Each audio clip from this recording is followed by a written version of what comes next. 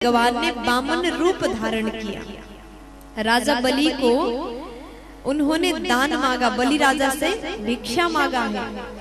और जैसे शुक्राचार्य ने मना किया, मना करने पर भी राजा बलि ने संकल्प किया कि महाराज हम आपको दान देंगे, 3 पग जमीन दान देंगे। भगवान ने विराट रूप बनाया है। राजा ने संकल्प किया, भगवान ने विराट रूप बनाया और 3 पग जमीन मांग करके पूरे ब्रह्मांड को प्रभु ने नाप दिया।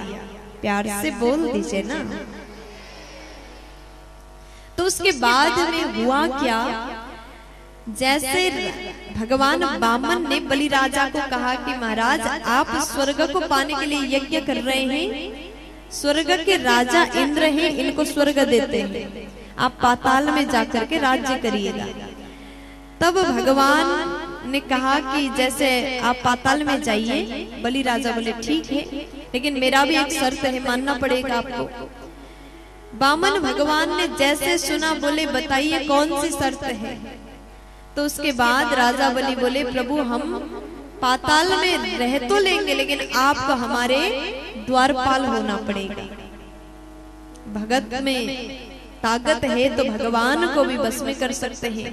भगवान वामन द्वारपाल बन के राजा बलि के द्वार पर खड़े हैं, लेकिन इधर लक्ष्मी जी को चिंता हो गई, हमारे स्वामी जी कहाँ चले गए, बहुत दिन से नहीं आ रहे, चिंता हो गई।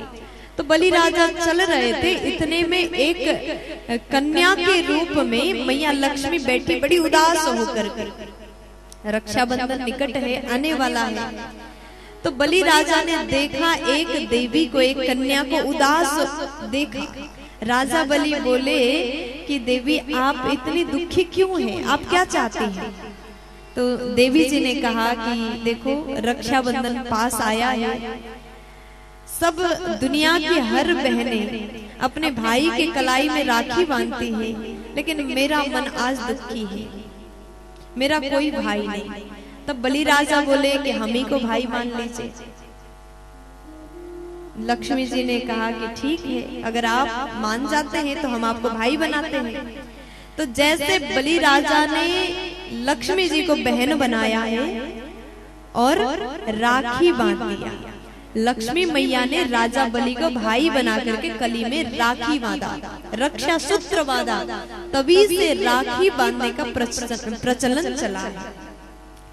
जैसे राखी हुआ, रक्षाबंधन बांध दिया, उसके बाद में बलि राजा बोले कि बहन आपने आज हमको धन्य कर दिया, आपने हमारे कलाई में राखी बांधा है।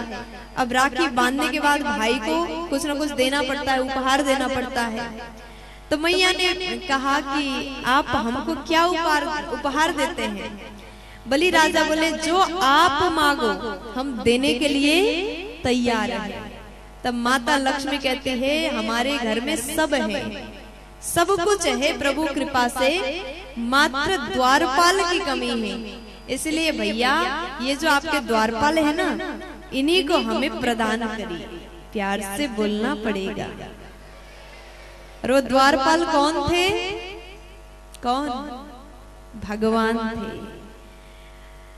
लक्ष्मी मैया अपने स्वामी को ढूंढते हुए यहाँ तक पहुंची और अपने भगवान को लेकर के चली गई, यहाँ तक पहुंची है। इसका अर्थ है जहाँ पर नारायण की सेवा हो वहां पर पीछे पीछे लक्ष्मी भागती है, वहीं पर चली जाती है और उन घर में रहने वाले लोगों से संबंध बना करके भी अपना व्यवस्था बना लेती है।